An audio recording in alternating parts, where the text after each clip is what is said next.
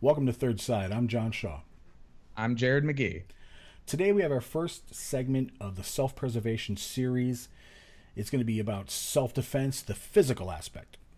Our guest today is William J. Butler, who has extensive experience in many forms of self-defense. He's a warlock in the Church of Satan that whispers to spiders while hoarding nostalgia with a heart and art. He's a spinner of weapons and a puncher of bags, a maker of music, and a keeper of pets. Welcome, Bill. Hello. Hello, hello. Well, let's get right into it. The know-how to thwart enemies is of the utmost importance when it comes to self-defense. But defense comes in many forms and not always, just physical. And we'll touch on other forms of self-defense in other episodes. But today we're speaking on the physical aspect only. Bill, let's start by you telling us what makes you an authority on this subject. How did you get involved in it? What are your credentials? Things like that. I guess I grew up in the right time period where martial arts was pretty much becoming relevant in pop culture in the US. Mm-hmm. And that started to infiltrate everything from movies to comic books to everything else in our culture. And I was at a young age and was able to pick up on that. And it always fascinated every aspect of it. It wasn't just about fighting. I liked the look of everything, all the different styles. Pretty much kind of had a lifelong love affair with it. Yeah. And like as a kid, and always tried to learn what I could. And then as I got older, it wasn't until I was actually out on my own that I actually got involved in actually taking martial arts, because I just couldn't afford it when I was younger. Right. So, and then when I got to be 20, I signed up and started taking a traditional Okinawan style of karate called Shotokan. It's pronounced karate. And it's the only system I actually took to where I went through the whole thing and ended up getting a black belt in it. And I took it probably for over 10 years. I was into it for a while. Yeah. Other than that, I was pretty much a dabbler. I mean, I like to take and learn and take what's best for me out of all the different aspects of martial arts. I don't have like a bunch of actual documents or, things saying I'm part of an organization to give me any kind of credibility. It's more just a knowledge that maybe some other people don't have because I've read up and practiced stuff. Right. Are there any styles that you wanted to learn but never did? I've always kept interested in different things, and some appealed to me more than others. I got really hooked later in life on Shaolin Kung Fu, and it was mostly the wide variety of weapons they have. Oh, yeah. So I pretty a large weapon collection, and I've learned a lot of forms and a lot of the movements of the weapons. It's something I really enjoy doing, and it appeals to me for some reason. Yeah. Even though it's in modern terms, it's something I really like. I'd be curious to see the outtakes of those experiments. They can be pretty interesting. Yeah, I've seen your videos that you post and stuff. They're pretty entertaining. It's pretty good. Good stuff. Touching on your story earlier, being a kid and being engulfed in it and just, attracted to it and loving it and stuff like that. I was the same way growing up. My friends and I used to dress up like ninjas and run through the woods and do flips over the, fallen trees or over them, under them, whatever.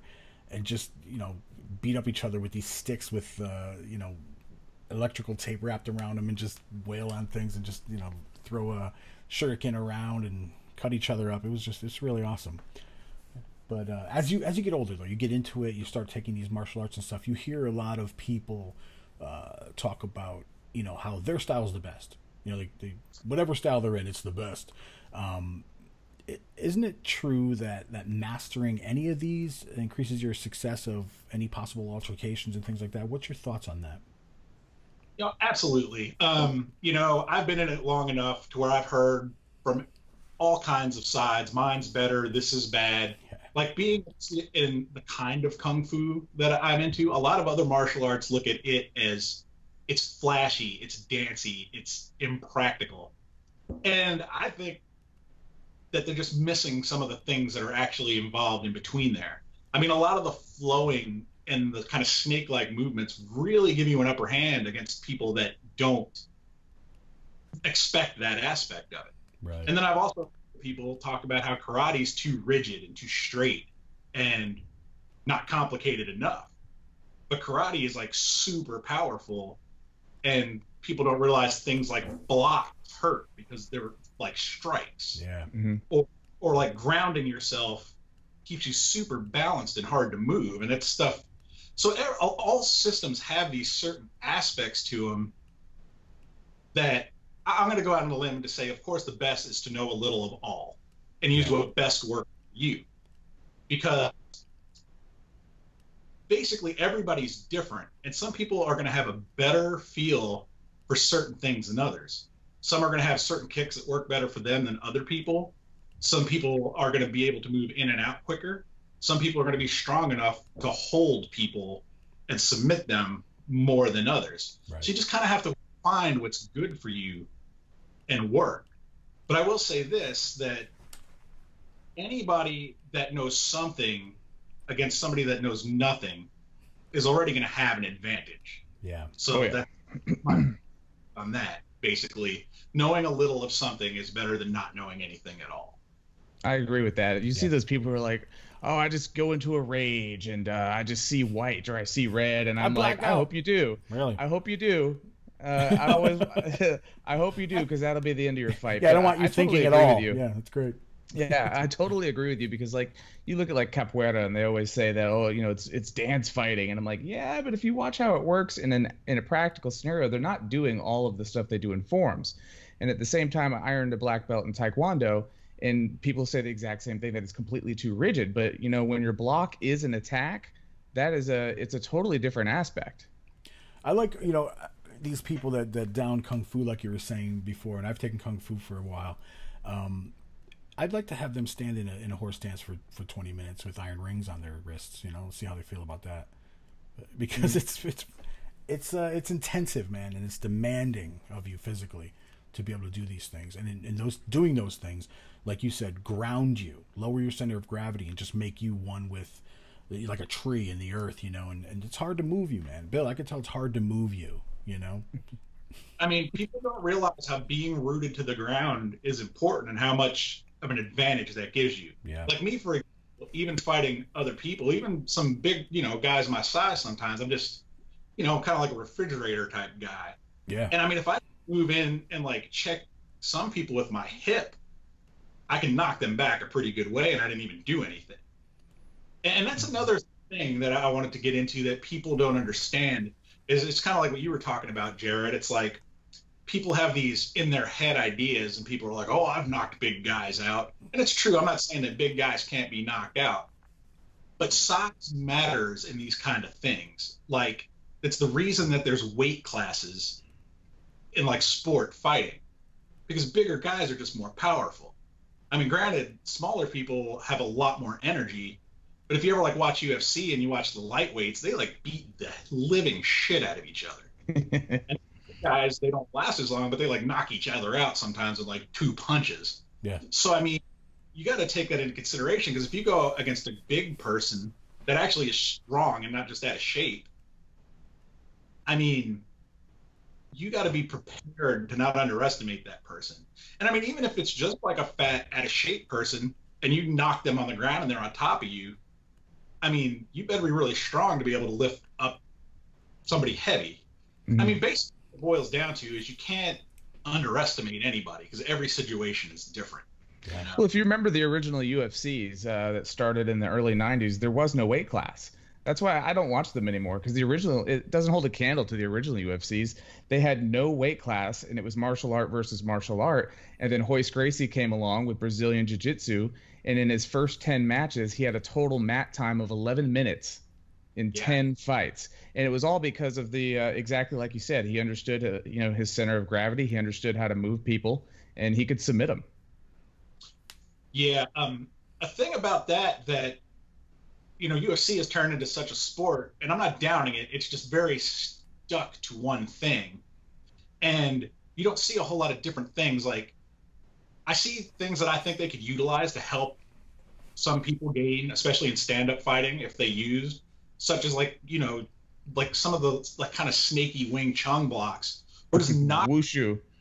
Or just knocking hands out of the way when they're like this and moving in. But you know, they don't do that kind of stuff. That Machida guy came in there. He was a Shotokan guy. Nobody knew what to do at first. I mean, they figured it out. Right. But the thing was, he was doing something different. So he had the upper hand because he was doing something they didn't know, kind of like Hoist Gracie did when he first came into it. Yeah. So when you get everybody on the same page, then it's just a who's got the better. It's a competition, and not like a defense. And in actuality, with martial arts, and I'm sure you guys know, it's really having something above the other person that they don't expect. Because it's really about knowing something they don't, so you have the upper hand. It's not really a competition of I'm better at this than you are. Yeah. Because really, in an actual defensive situation, you want to take them off guard so you can do something to gain the upper hand, even if that upper hand is moving them away from you to run in the opposite direction, you know? So, I mean, like if some drunk bar guy comes and wants to like swing real far, or just like, you know, swing around, and he doesn't really know how to fight. Like you're talking about people that think, oh, I'll just get mad. And then some little 20-year-old girl that took Taekwondo when she has a kid and has a little bit of an understanding of it, she could probably defend herself enough in that situation, since it's not like a life-threatening situation. Well, you know what I mean? Like a severe situation. Right. So it's kind of like having the tools, like, it's like, you know, having those tools in your bag. You know, if you don't have the right tool for the job, you're not going to get the job done. Bruce Lee, I think he was one of the first mixed martial artists because he took other arts and put them together and made Jeet Kune Do, which was my main art. And it was very effective. It's very effective. I mean, it's Bruce Lee, you know, and a lot of people follow suit and are becoming great fighters with it. You don't see much of it in MMA, but my point I'm trying to make is, it's like a mechanic, having those tools, doing the right thing with them, and knowing how to use them. So it's like you said earlier, it's always good to learn as much as you can and try to master as much as you can, because you never know when a situation comes where you have the chance to do that strike or that block or something. It's going to come to you. It's going to be like breathing. Mm-hmm. Yeah, exactly. Yeah, like in the Jeet Kune Do, I've never really taken it, but the idea of mixing things together and taking what's best for you is absolutely the best way to go about it. And like I say, so many systems have so many good things to offer for people. You could definitely gain from knowing a little bit from all. Yeah. Like, I never took Wing Chun, but the little things I do know of Wing Chun, I use a lot. And partially because of my size, I'm a very aggressive in fighter. Yeah. So I'm going to be in on you, and I'm going to jam you so you can't get the distance on me. Right. And with that, there's a lot of, you know, push and pulling up close to open up targets. And I think that's super effective.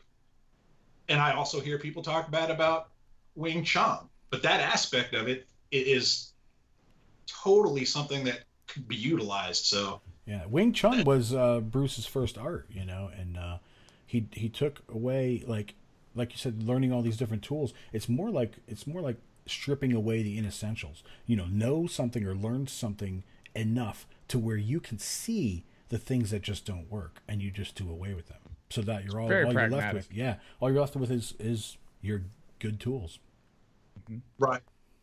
That's another thing that I'm glad you brought up. A lot of arts, such as like wrestling or something like that, and I'm not dogging any specific thing, but some disciplines have this idea of sticking with what you go with, which isn't always practical. Like I'll wrestle with a lot of wrestlers, and they'll always bury their head in my chest and try to grab my legs, and they will commit to trying to take my big ass down. Like, if you're a good martial artist, you would realize this isn't working, move to the next step that might work. Like in the here's your head's down, your back's exposed, the back of your head's exposed, the side of your head's exposed, and your arms are wrapped around me. I mean, I could be elbowing you in the back of the head, pelting you in the ribs, you know, breaking your spine with my elbow. And I think that it's like a tough thing. I'm just saying that leaves you that open because you're so committed to what you're doing, you leave yourself vulnerable. Yeah. If your initial thing doesn't work, you need to rethink it and move on to something else. if that makes any sense. Absolutely. It does. I wrestled back in high school, and that was a crucial aspect. Is you were always going to run into somebody who was either faster than you or stronger than you, or there was someone who's going to have some sort of an advantage on you, and if you don't adjust your tactics, you lose. And Right. then in a street scenario, in some sort of life or death scenario, losing is a lot worse than just getting pinned to the mat and trying again next week. So you have to adapt. I mean, you absolutely had to adapt. Yeah, I mean, in all actuality, in like life defense type stuff, I would guess Krav Maga is probably the best because it really isn't anything it takes to survive type of thing. And in that type of situation, that's the way it needs to be. Like anything that you can utilize as a weapon that's around you should come into play. Yeah. There's just a lot of the wall, the car behind you, the fire hydrant, the light in someone else's eyes, everything. I'd throw Muay Thai in there too. absorbed in sports type stuff, and you learn that mindset of too much commitment to a move. Like I've seen these videos where like jiu-jitsu guys get on the ground as an example, and then people with knives just start stabbing the shit out of them. And that's the bad thing about a grappling. And I'm not dogging grappling because somebody with grappling is going to totally beat somebody that doesn't know how to grapple. Right. But you also put yourself in a position to where I've always learned that if you're holding somebody, they're holding you too. So there's always a good scenario where that could go wrong. So if you're committed to being on the ground holding somebody and they have a knife, well, they could just start jabbing you and you're just stuck where you are. You can't even move away from that. That's just an example of something that's wrong in a committed situation. I'm definitely not dogging any martial art because they're all, in my opinion. So, right. But yeah, there's a lot to think about if you're thinking about like survival defense as opposed to the other aspects of martial arts.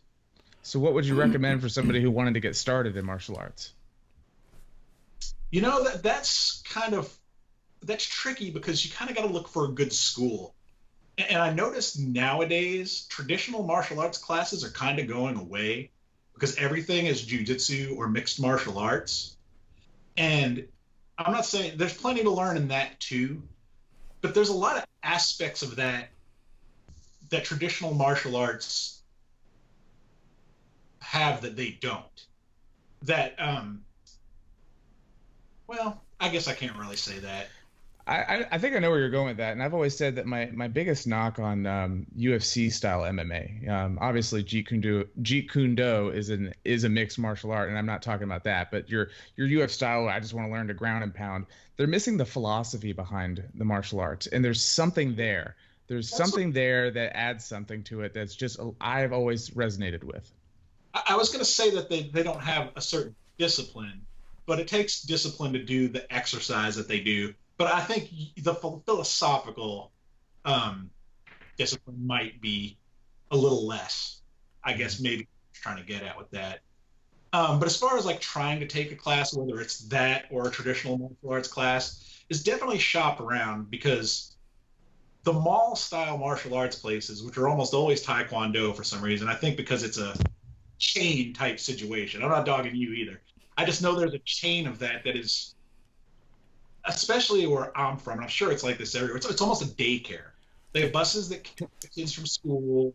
I've watched these classes, and they've got like 50, 100 kids in the class, and they're really just kind of jumping around. They're not, they're definitely not honing in their skills. I call that the black belt factory. You give me $500, I'll give you a black belt. It's the thing. Yeah, it revolves around money by how much you gain instead of it actually being on your merit. Yeah. Because anybody that's familiar with martial arts, people are kind of judged a little different on how they get their belts and stuff. Like everybody's different. It's not necessarily going to be like everybody's on the same level. Like, oh, you're the best fighter, so you get the black belt. I mean, some people, might have achieved emotional stress goals. You know what I mean? It's like different for every person. Yeah. They're an individual on it. But you want to go to a class that feels comfortable and like maybe family-like to you. Mm-hmm. like the class I was in, you know, it was kind of a little bit misfit like. I don't mean like everybody was like tattooed and freaks or anything. It was just like a bunch of normal people that were just a little odd. You know what I mean? But Yeah. each other and it was cool. And a lot of classes will have that kind of family vibe where everybody just likes each other and helps each other. And that's kind of what you want because it's almost like a community, you know? Yeah, my classes were always limited in size, so it's like there was never more per. They had a lot of people that attended, but never more per a certain amount in a class, and you got that one-on-one. You definitely want some personal attention, for sure. But when shopping around for martial arts schools and dojos and things like that, I've always checked them out, and I wanted to see their black belts in action and things like that. I've seen a lot of places that, you know, you look at their black belts. These guys have, you know, 3 or 4 years of this stuff have attained a black belt, and they're just sloppy, and they're not, you know, finely tuned as they should be as a black belt. Do you ever find that when you're looking around too? Me? Yeah. Yeah, absolutely. Yeah, I mean, like I say, I went and watched like the mall Taekwondo place around here, and I mean, it was just sad almost. Yeah. I mean, it was good for exercise what they were doing, but just because they were get cardio, you know. But yeah, the people that had upper ranks were like sad. It's almost like, well, I know it is because I read their little thing. You know a certain amount of moves and a certain amount of forms to get your next belt, but you never hone in the perfection of those moves, if that makes sense. Right, like you know them through them, but you never learn how to dial them in, more or less, which a lot of good martial arts will. You'll be judged kind of like a gymnast on that. Yeah. You know? Let me jump off this for a little bit, because you mentioned something about training and things like that. When people think of the physical aspect of self-preservation, they're always talking about, well, I need to lift weights and I'm going to get stronger and things like that. And it's always more of a strength training thing in most of people's minds. What do you do to train your dexterity, balance, and speed? Yeah, I should say. I've always been kind of lucky because I'm pretty flexible. So, I mean, I stretch. You got to stretch to be flexible. And I know there's a natural thing that comes with that too, because some people can't even bend at the hips without being like, oh, it hurts. You know, they can't, you know? Yeah. And but you definitely want to be limbered up or you're going to hurt yourself. I mean, just physically, like pull a muscle or something. And the last thing you want to do is, you know, have to like move real quick to do anything, whether it's run from a fire or whatever, and be like, oh shit, I pulled a hamstring. You know what I mean? Stop robbing me for a second. I need to stretch. Exactly. Oh shit. So speaking of agility, I've always liked to work on. I like to use like a bungee bag. I don't know if you've ever seen any of my videos of that. Yeah. You can get a real good rhythm and hand-eye coordination with that kind of stuff. And because I'm kind of childlike, I'm really big on play fighting. So like I will play fight with anybody whenever they want to. Yeah, it's fun. Like a tough guy thing, it's just fun for me. Yeah. So, you know, just playing around with your friends and stuff, you can really learn a lot about yourself and your movement. Like people will wrestle with me and play fight with me because I'm very controlled. Like I know how to roughhouse with people without hurting them. You know what I mean? Right. And I had to punch without actually hitting people and that kind of thing. You know, I've got a good gauge on that kind of stuff. Yep. Well, you have to. Well, some people don't. Yeah, I mean, think about it. If you can't control it with a little bit of, oh, sorry, I just totally cut him off there.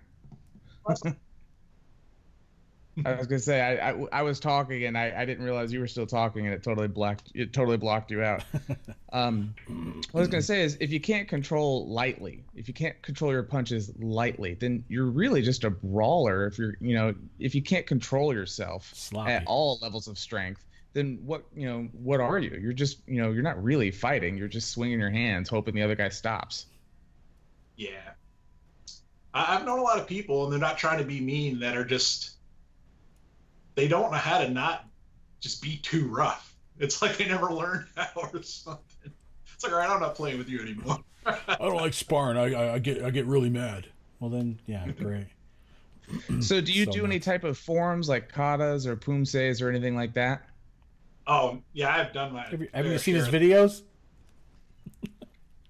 I'm not assuming everybody watched the videos. Oh, okay. Of course I saw it. Gotta see it. I knew at one point probably 17 Shotokan videos, which is quite a few because I think there's only like 24 or something in that range. And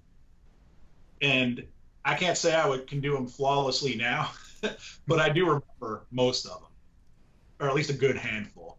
But yeah, I know a lot of Chinese weapons forms because it's kind of something that I really like doing. It's fun for me. Yeah. And, you know, granted, I'm not going to be out on horseback chopping off horses' legs with a quan dao, but, you know, it's just fun to swing around and dance around with. Yeah. And who knows, one day I will get in a big ancient Chinese battle. You never know. How great would that be? Yeah. So I want to take it back to what you were talking about earlier when you said, you know, shop around and check out these different things. It kind of reminded me of that old saying, you cannot serve two masters. Do you think in this day and age that that rings true, or people can take two different styles for what they are and truly learn from it? I would say, like, the master thing in actuality with like actual masters from back in the day, probably did a lot to do with like areas of town and whatnot, to where you had to be loyal to a person. Right. And so I feel that way about their senseis and stuff. But I'm thinking that a lot of that has to do with business. Like, senseis or teachers don't want you going other places because they don't want you to leave. You know? Yeah. But I would say if you're just learning the basics, find one that you like and stick with it for quite a few years until you have it dialed in. But when you have a good idea of the workings of martial arts, I think it's best to try to figure out other things. I mean, if you're interested in it, if you're like, you know, I'm obsessed with the stuff, always have. If you're not, it might not be your thing. You know, just stick with the one you do. Yeah, that's what I used to do. I was gonna say I used to do the exact same thing, but because I was young. I mean, I was under 16. I believe I started around 8 or 9 and did it for quite a few years until I got my black belt. But one of the things I used to do in order to learn was actually by watching movies and trying to not mimic their moves, and not in a joking manner. Like, I actually tried to learn what it is they're doing. And then once you've got that grounding, once you've done the basics for long enough, you can actually start kind of, you know, just learn by doing. And totally forgot where I was going with that. Had a point. Awesome. That's awesome. Let me take over here. Because I don't want to forget this. I love Bruce Lee because Jeet Kune Do is my art, and well, why don't you marry him? Yeah, right. But I've taken, you know, multiple martial arts at once before, and I think the only way that made it effective for me to do was, I remembered him saying to, you know, not go into the next martial art with your cup full of the knowledge of the previous one, to empty it and totally, you know, fill it with. That's solid advice in everything. Yeah. I mean, you see that in the workplace. People come in, well, this is how my last company used to do it. Yeah. Well, that's why it's your last company. Yeah. Exactly. Yeah, definitely be humble about stuff. I mean, there's no need to be cocky. Like, that's one thing that would turn me away from a martial art class. You know, I took a mixed martial arts class with guys that were training for like an actual fight, and there were a lot of cops in there, and a lot of guys that I would have assumed were just kind of like, you know, like bros, like tough guy, you know, and I don't like that kind of vibe at all. Right. You know, I don't like cocky people that are jerks, I guess is what I'm boiling that to. Luckily, this class wasn't like that at all. That's just what I was afraid it was going to be like. Right. But I know there are classes like that, and I would definitely stray away from all that macho stuff. I mean, it's, you know. Have you ever? Yeah, I'm with you on that. Have you ever heard of the Scars Institute? They had a school out. They had a school out here in Phoenix, and I think it closed. I'm not sure what happened to it, but I wanted to go check it out. It's expensive. It's usually over the course of like 2 consecutive weekends or something. But they train for like how to stop 4 guys from carjacking your car, like deadly stuff. And then I think the way to pass the course or something was like, you have to walk out. You have to make it to a door that's like 75 feet away, and you have to go through two lines of like 30 guys just wailing on you, and you got to get out. So, have you ever heard of that at all? Have you ever heard of Scars Institute? And it sounds pretty intense. You know, and everybody's different. Some people like want that physical toughness. Yeah. I've had martial arts instructors say this philosophy, like you train martial arts to not get hurt, so it doesn't make sense to train and hurt yourself. And I mean, that makes sense if you're like, you know, hopefully training to defend yourself at some point in time. But, you know, some guys like that rough and tumble thing. And I mean, that's pretty hardcore, yeah. You know? Yeah. And I mean, and that's another thing about martial arts. You can't go in expecting not to be physical. And if you go through something like that, you know that you have the ability to handle it if it ever occurs. I mean, that's the upside to it. You know what I mean? Yeah, dig deep. Yeah. So, well, something I was wanting to touch on that Jared brought up was a lot of people will say that you can't learn from watching television or movies or videos or from like reading a book. Yeah, I strongly disagree with that because if you look at a book, like just a photograph, and there's a freeze frame picture of the movements that you're trying to learn, sometimes in a class you go through things so quick that you forget them by the time you get home. But if you have this image of what it's supposed to look like in your head, it gives you a good reference point that kind of makes it stick in there. And I know numerous weapons forms, and even more so before you even learn those, the movements of the weapons themselves are pretty complicated. And I didn't learn those from anybody. I ordered DVDs from the Shaolin monks in China, and they're not even in English. And I would just like watch it and practice it. And then, I mean, I can do the forms exactly like what they look like, you know? So if you have the basic idea of the mechanics of that kind of thing, you can figure it out and it's worth your while. Like you say, to imitate it with the intent of imitating it for what it is, not playing around, you can actually learn a lot, I think. Oh, yeah, I totally agree. I did.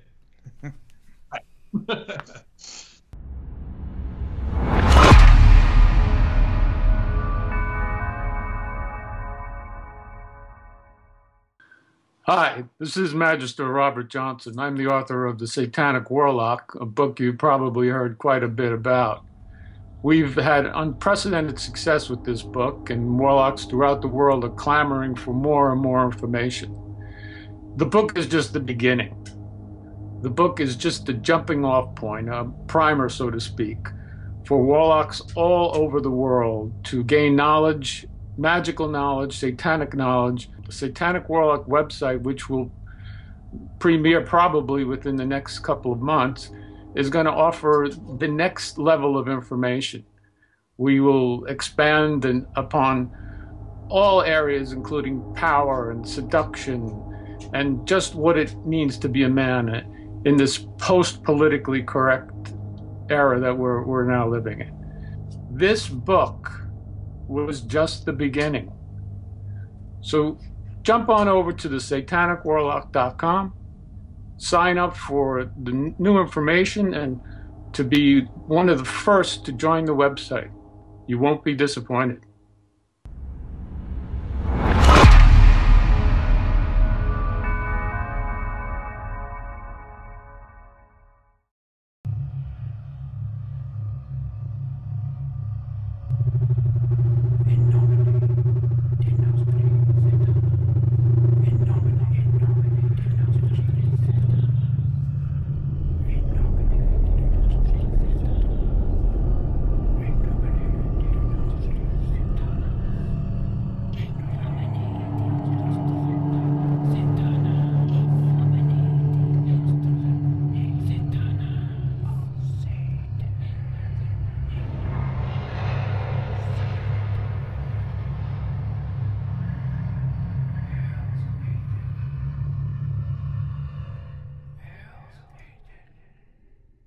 Well, Bill, there's there's a lot of martial arts that really look great in the dojo or the on the mat, so they speak, but not on the street. And can you discuss some of those and their level of success? Yeah, I think one of the big misconceptions about martial arts that people have is like I would hear them say things like, you know, you practice them doing things one way, and it never happens that way in a fight.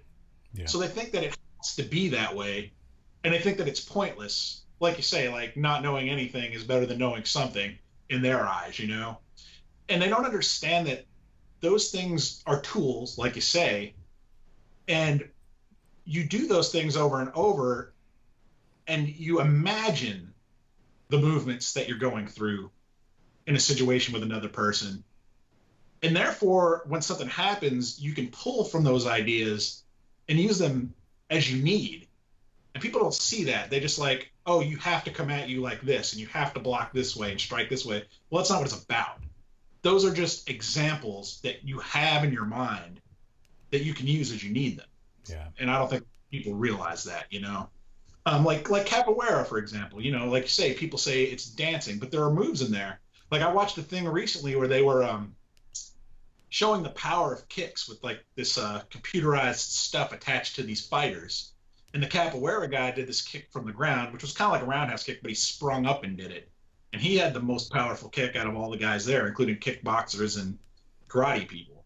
Yeah, so I mean, believe it. Yeah, so and the same thing like with the kung fu thing, you know, people see like the hands swinging around real quick, and they think it's just dancy, but there's a lot of going over and then back under arms and like swinging and grabbing and twisting. That if an arm was there, people aren't seeing that, so they just think it's dancy, but they're missing the moves because they don't know. Right. You know.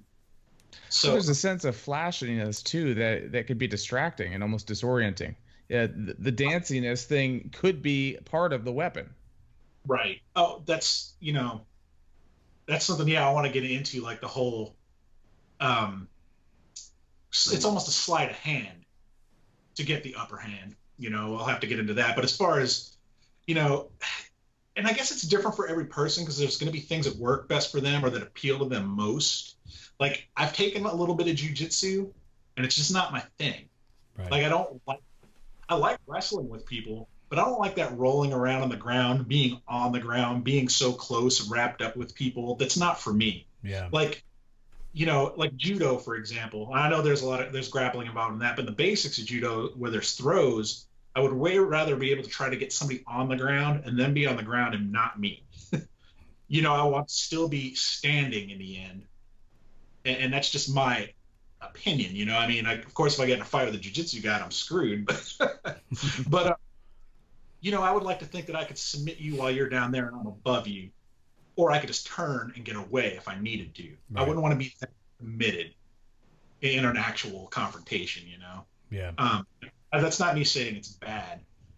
Now, Taekwondo, and I don't know, you know, like just from stuff that I've seen, and I know it was based on a sport to begin with.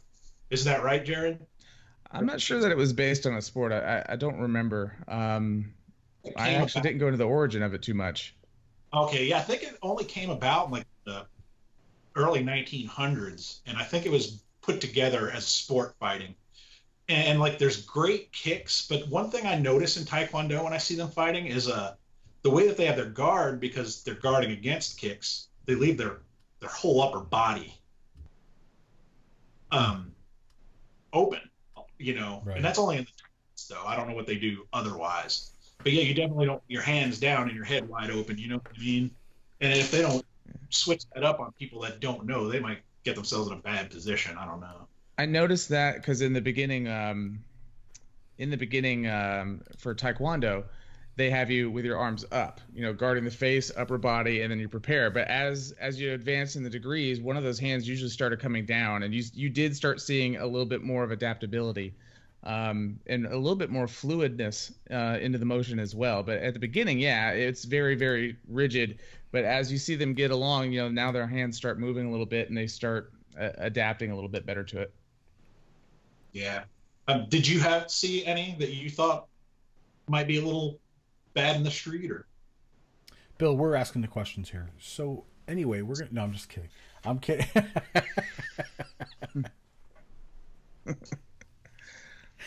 No, in all honesty, not really. There's some that say that Taekwondo isn't really that effective, and I think it's effective when it comes to balance and what's that other one? Flexibility. So those are big parts of a fight too. But we're in a bar or in a tight space or something, and Taekwondo is not going to be as effective as it would be if we're in a football field. It's all these major kicks and these, the way they punch and everything and the stances and stuff. It's just really not made to get into the shit with somebody with. And I'd love to come into Taekwondo's defense here, but the way I've always described it is Taekwondo, if it were a gun, it would be a 22. It will work, but there's bigger guns. There's other things out there that are more powerful. So that's why, like Bill mentioned earlier, you've got to adapt. You've got to learn a little bit of something else to mix in there with it. Because Taekwondo is rigid, and it is, like you said, it's not good for. There's no poomsae that's going to get you around a bar stool. Right. There's nothing for that. There's no flexibility. In that standing squared off position, you're going to be all right.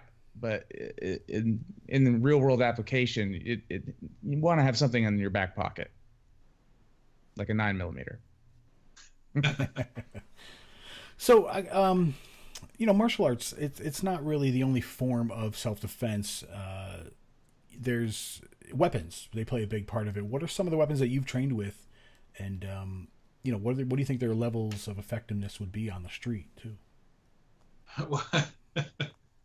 Well, a lot of weapons would be very effective if you were the one with the weapon and the other person didn't have a weapon. Absolutely. Bill's going to be walking down the boulevard with a washing pole. Yeah, he's got a fucking Quan Dao down the road. I was started, just like anybody else, obsessed with the Bruce Lee and the Chinese movies of the 70s. Yeah. Of course, I got nunchucks when I was really young. And it's the same thing. I learned those off of television, the movements. And I was really good. I could, imitate it, And I learned how to use chucks really quick, or nunchaku as they're actually called. But and then I got into the whole ninja craze, and I had the stars and the commas and the weighted chains and all that stuff, the climbing claws, and I was obsessed with all that. But that was more, you can use a Manriki Gusari on the street. That's a good one. No, I carry one of those sometimes. Yeah, that's a good weapon because you can just. And if you don't know what Manriki Kusari is, it's a chain with these heavy metal weights on the end. Right. And the very tips of the weights have little points on them. So you can hold them in between your fingers and actually pressure point with them, and they're heavy. I mean, you could just kind of go and hit somebody in the head and it would hurt them. And you could also wrap them up because it's a chain. It's a ninja weapon. It's actually pretty concealable, and you can put a hole in somebody's skull. It's that heavy. Yeah, man. That's why I keep my smoke pellets around. I just throw it on the ground. When the smoke, clears, I'm gone. You just disappear. That's awesome. That's it. I'm never late for work. I've always had a love for the weapons. As impractical as they can be for other people, they really appeal to me. I like the looks of them. I like how many different kinds there are. And I like watching them manipulated, in forms and even in choreographed fight scenes or whatever. Right. When I took karate, bow staff was the first weapon, which is definitely a practical weapon if anybody ever wants to use one, because you can use any stick that you find on the street, whether it be a broomstick or a big tree branch, and you could wield it. What streets are you walking on? Good question.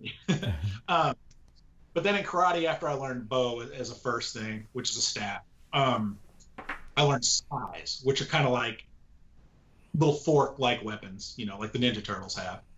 And won some tournaments and forms with those. I really like those because they have a very multi-purpose thing. And then in the Chinese weapons, I mean, it's countless. I know chain whips, which are one of my favorite. They're basically metal bars connected by rings to make a long, flexible, hard whip, basically. They're pretty intimidating and fun. same thing. Some of these weapons, and then I got a lot of stick weapons that have blades on them or bludgeoning devices, things of that sort. Rope darts, those are good. Or swords. I mean, I've got the whole gamut. And it's just like anything else. I mean, if you use any of those, like even if you didn't know how to wield them, if you just kind of doubled up one of those whips in your hand and cracked somebody in the head, you would hurt them. So, I mean, yeah, if you have a weapon and they don't, you don't even really need the skill, you know what I mean? So their purpose as a weapon is what it is. But in this day and age, I mean, you don't want to, you know, people carry guns. So, I mean. That's the thing. I have another question about that because, like, I have a CCW, and a CCW isn't just for firearms. People think of that. They always think of guns with it. I can legally carry a fucking sword if I can conceal it and use it for defense, and you know, or nunchaku, shuriken, or anything like that. Why do you think it is that we don't see or hear about people defending themselves with traditional martial arts weapons on the street? I think I've got a good answer for that, actually. It's about time.